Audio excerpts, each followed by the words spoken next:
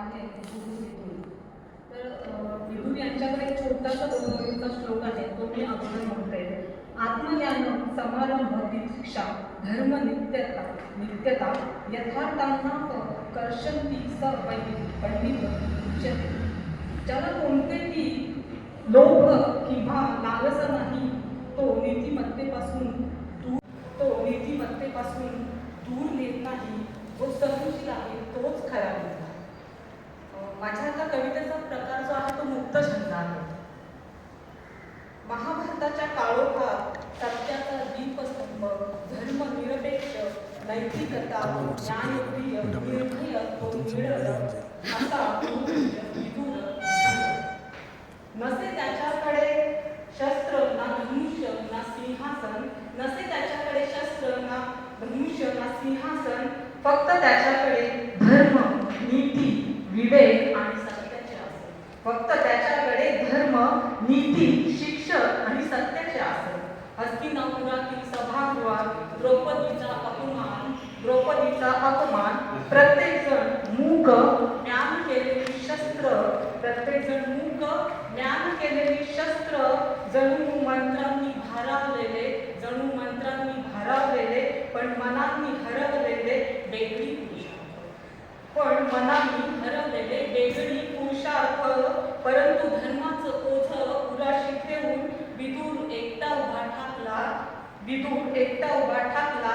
सभा भेदून, सत्ता हलवून शब्दांच्या बाणाने प्रतिकार करत राहिला. अधर्मी दुर्योधनाचे नाकारून आमंत्रण, न्यायप्रेमी विदुराच्या सदवी आत्मविचारमग्न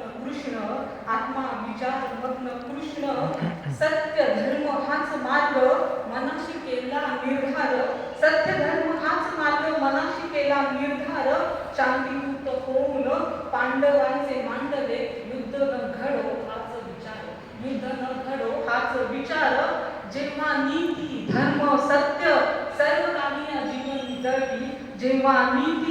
सत्य सर्व काही या जीवनी जळती, तेव्हा पावले आठवावी विदुर नीती.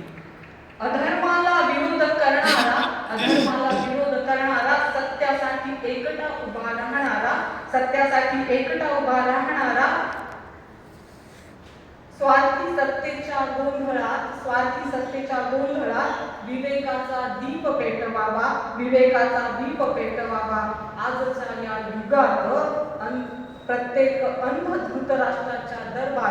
आजच्या या युगात प्रत्येक अंध धृतराष्ट्राच्या दरबारी सत्ता गेली तरी माणसं टिकून ठेवणारा एक तरी विदुर असावा. धन्यवाद. प्रथमच मी कविता सादर केलेली आहे. तर सर्वांची अभ्यास पूर्ण